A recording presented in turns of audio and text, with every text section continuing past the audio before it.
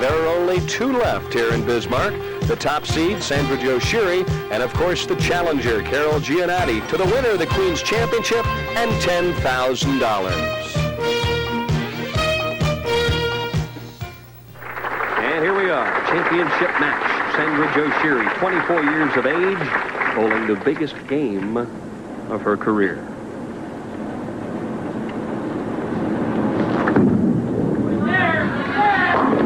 Gotta like that opening shot. You bet. Sandra Jo playing right around the 12th board, playing very direct. A nice angle to the pocket there, and good ball reaction.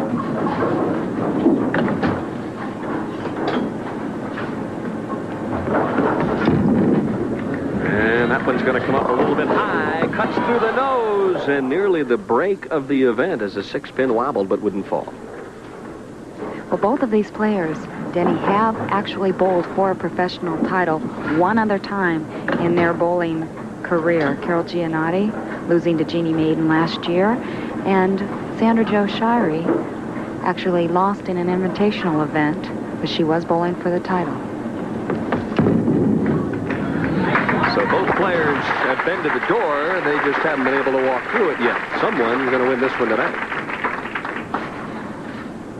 You can see the pressure all over her face. Semi-final game, she was all smiles, having a great time. Now all of a sudden that swing tightens up a little bit. Well, also when you make an error, such as throwing it in the channel, you have to figure that's got to be going through Carol's mind. She's just trying to execute now as before. She just came out and she was really free-willing the ball, and her carry was wonderful. Playing it a little more direct. That one cuts through the nose, and again she gets a break. Almost had the big 4. Well, we thought she got the break here, or last frame. Watch this one as the head pin goes off the wall, hits the 10. 6-pin decides to, or the 3-pin decides to take out the 6. That was near disaster. Is it my imagination, or is she playing the lanes much tighter now than she did in the first game? Looked like she was really swinging the ball in game number 1 against Alita. Now it's like she's playing them dead straight. She really was swinging it, and Denny, I don't think that that's something she's wanting to do right now, playing them direct. I think that's a little bit of a pressure building up, and she's actually pulling the ball. Very basic game, not wasting any time, and Shiri doubles quickly. And she gets a nice break here as a 6-pin. Looks like it's going to sit in the channel. However, it topples up on that 10-pin and knocks it down. And Sandra's going to give us a little reaction. She began bowling at age 4. Her father owns a bowling center. And she works in the bowling center when she's at home. Obviously practices a lot, too. Comes out swinging. Boy, she's thrown nothing but 3 good shots and leads by a dozen. Well, we mentioned a little bit earlier her Team USA participation and her international competition that she's been involved in. So she's been in some very high-pressure situations. You know, this event, so much of it is the luck of the draw, who you bowl, on what pair you bowl them on. And against her 6 opponents averaged just a fraction over 185 a game. So she basically breezed through the 6 matches to become the top seed. Well, that's exactly right. On certain pairs, you could be bowling your opponent, and you could lose with an 850 series, and somebody right next door is winning with a 750 series. So this game, in this tournament format, there is a lot of luck involved. A little better shot there, but this one going to react the same. Didn't quite get it out like she wanted to. As you see, Carol shakes her head on the way back. 3 shots going high now. She needs to loosen up that arm swing a little bit. I don't feel the lanes are changing that much for her. If she is going to start pulling the ball consistently, then she needs to make that adjustment to do so. Of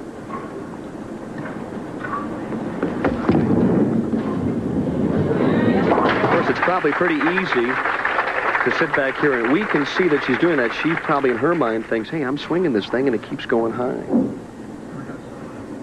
Well, that's true, and you can see, like you mentioned, the pressure building in Carol's face. Meanwhile, Sandra Jo looks like she's just basically taking a walk in the park.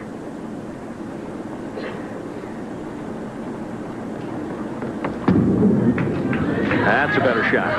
Oh, no. through the nose. Boy, she swung that one right. That one really came up high. She did swing it right, Denny, but she let up on her ball speed, and I don't think she realized she did, but I could notice it from back here. We're not going to be able to tell that on the slow-mo here, but just threw that one a little too slow.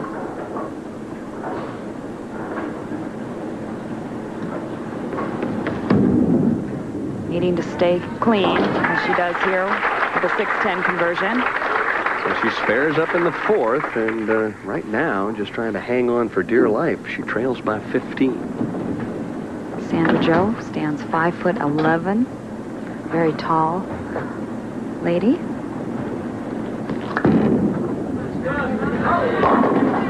Pretty basic game as well as the 5-pin slapped out of there. Pretty basic game as she was looking for that wall shot that we saw Lita carry a little earlier, and her father in the audience.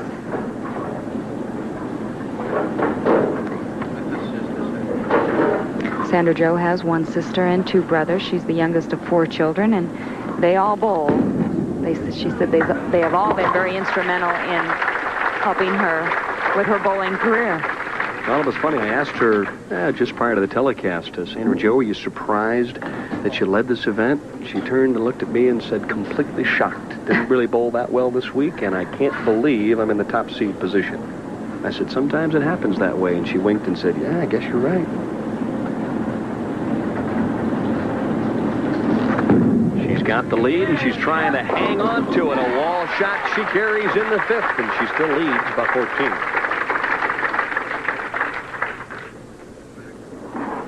This is the reaction she was looking to get on lane 38, as you can see here. She did get it on 37.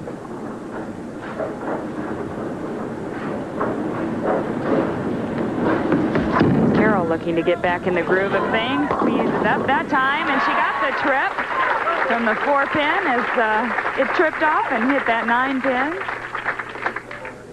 Better execution here. That a little bit more ball speed, so it was able to hold the line a little bit better. And there's the 4-pin, and it's going to drop down and get that 9.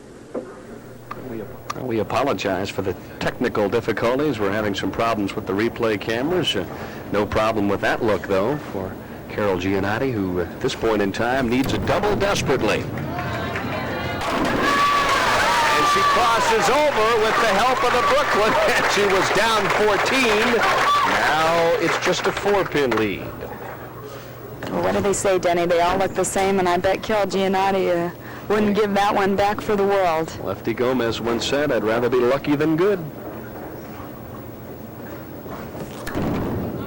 Right back at him, trying to go right flush with it, and she leaves the 4-6-10, and that spells disaster in the 6th. Okay, a prime example right here. A little pressure being put on Sandra Jo. She had the match from actually the 2nd frame. She was in control of the match. Her arm swing was very loose.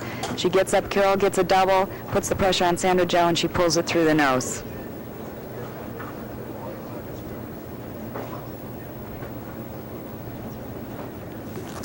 She had bowled flawlessly until that shot right there in the 6th, so she caves in a little bit. Now we'll have to see how she reacts as her dad looks on a little dismayed.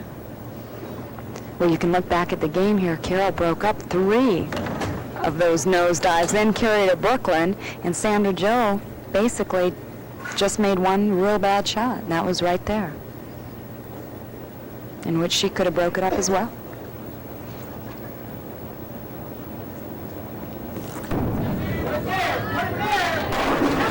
With her feet, but she trips out the 4-pin, and a wry smile that time from Sandra Jo.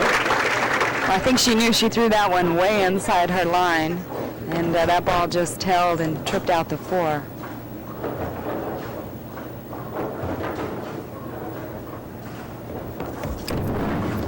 Better ball speed, and a nice reaction, 3 in a row, and an 18-pin lead now for Gianotti. Perfect shot by Carol Gianotti. That was exactly what she was doing in the first 5 frames of the last game.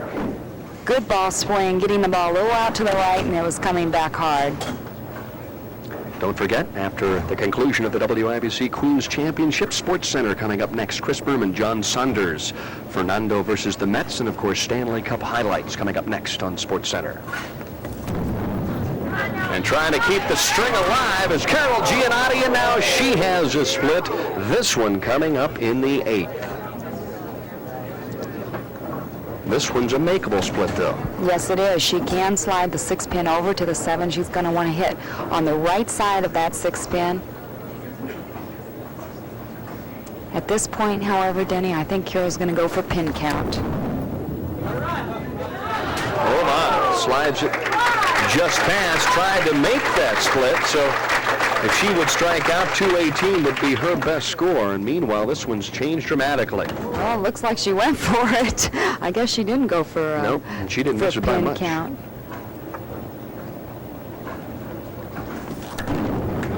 With new life, working and trying for the double, and that one's through the nose, and Sandra Joe just doesn't seem to be staying down at the line. She seems to be rushing a little bit. She also doesn't have a lot of knee bend, as many of the professionals do. So it looks like she's not staying down, but I don't think she gets down too low anyway.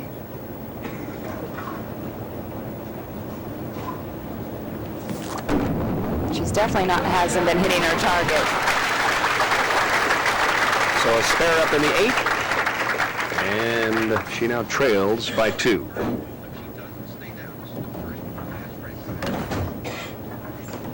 Here we'll get a good look at the first ball where she was. She stayed down a little bit but came up, really pulled the ball inside her target. Well, those feet start getting a little fast, and she delays it to begin with, so she's always kind of yanking that thing through. And this time she sends it a little bit right, and that's the problem you get into. You start cutting it off a little bit, so now she's got to wash out in the 9th, and this is kind of like, you want it? Nah, I think I'll give it to you. Well, wait, I might take it. That's exactly right, and we've seen that so many times in the past. 2 players vying for that first title ever. You hit the nail right on the head. The first championship is always the toughest to win. I don't know, Denny, I'm having problems with that second one. Slide it over! Oh, my goodness, a beautiful shot from Sandra Joe. Textbook right here. Watch the head pin as it's going to just fly into the 10 pin. Perfect.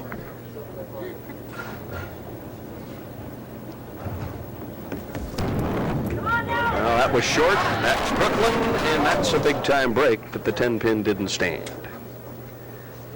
Well, with a spare up here and a strikeout in the 10th, it would be 208, the best possible score. So if Carol would spare here, double, and have any count whatsoever, she could close out Sandra Joe.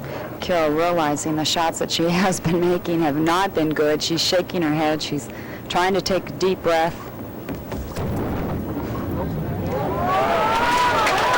Fans waiting for that one to come back, and this one's been a show. It's been a marvelous tournament. The Women's International Bowling Congress, they've just done a great job, and this is one of the most prestigious women's events anywhere to be found, and they've enjoyed themselves here. This is day number 41 of the national tournament. Of course, it runs 68 days, and that's a lot of work and a lot of bowling. Sure is.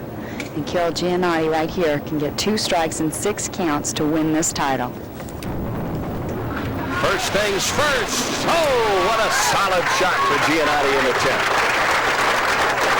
A very professional shot by Carol. She has not hit lane 37, and her last 2 attempts she went Brooklyn. She went through the nose. This one flush in the pocket. And she's running it out a little bit and waiting for it to carry, making sure that 7 pin went. This one would really lock it up. She shakes them and she strikes.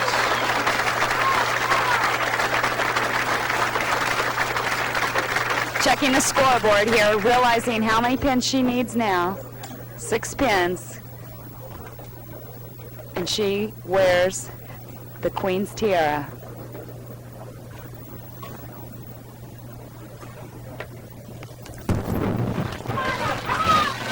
Well, she'll go to the other side. 9 is more than she needs. Sandra Joe with a handshake, and Carol Gianotti, the 1989 WIBC Queens champion.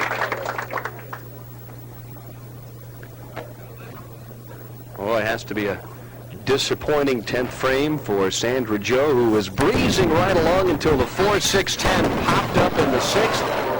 That one's all academic, doesn't make any difference, but a tough week indeed for Sandra Joe, but boy, the tears will be streaming here momentarily for Carol Gianotti, who most people out on the LPBT Tour have been wondering how long is it going to take for her to win that first title, because she's got lots of talent. Oh, she does, and we didn't think it would take her very long at all.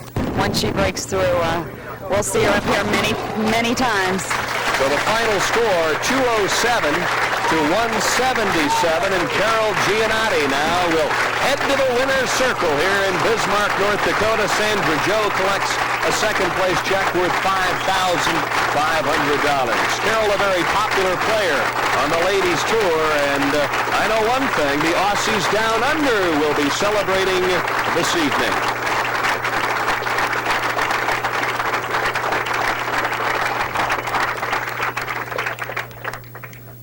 And this was the key shot that she needed to wrap up the championship, and she shook them loose.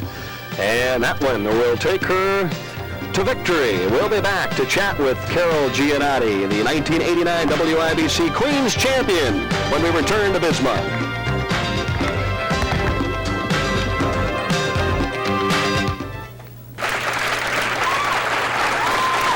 And the winner of the 1989 WIBC Queens Championship, Carol Gianotti from Perth, Australia. And first question, did you think you could win? No, not really. I take each match as it came, and I was very nervous out there. You know, you're so excited, your glasses are steaming up. They steamed up nearly the whole time. But Well, I'm just, I don't know. I don't know what to say. It's just unbelievable. well, we'll give you time to gather your thoughts, and we'll introduce Gladys Banker, the president of the WIBC, who has the beautiful diamond tiara to present to you.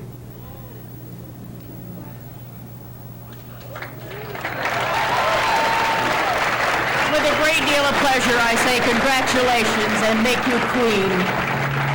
Thank you very much, Gladys, and I'd like to thank all WIBC. All right, we still have the pendant as well. We'll put that on. That's tough over the glasses, isn't it? All right. Oh, to add to your beautiful jewelry. Oh, what do you say about that? Unbelievable. Thank you. All right, Flora, why don't we introduce Flora now, who has a marvelous check worth $10,000. Flora Mitchell. Check for $10,000. Congratulations, Carol. Great bowling. Thank you.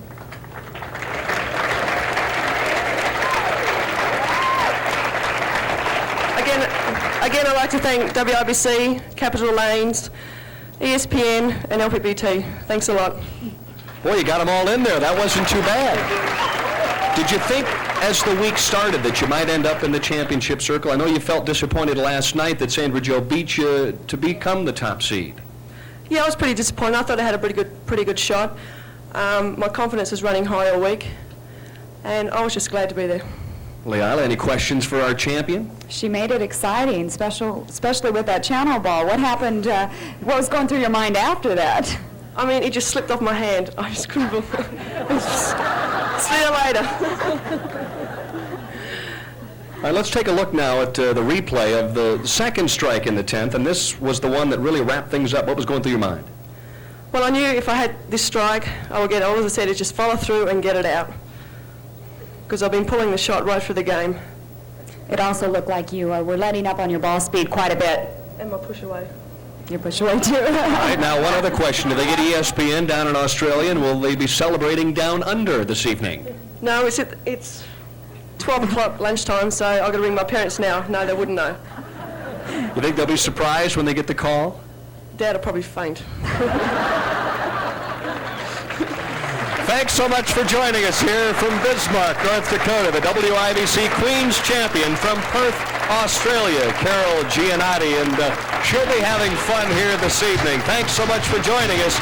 So long, everyone, from the Great Plains. The championship round finals of the WIBC Queens on ESPN has been brought to you by Bud Light. Everything else is just a light. And by Bic Metal Shaver. It stretches your skin for a better shave. Next week, the Ladies Pro Bowlers Tour heads off to the Mile High City for the championship round finals of the Fairlanes Denver Classic, beginning at 10 p.m. Eastern Time, live from Fairlanes Highland Ranch on ESPN.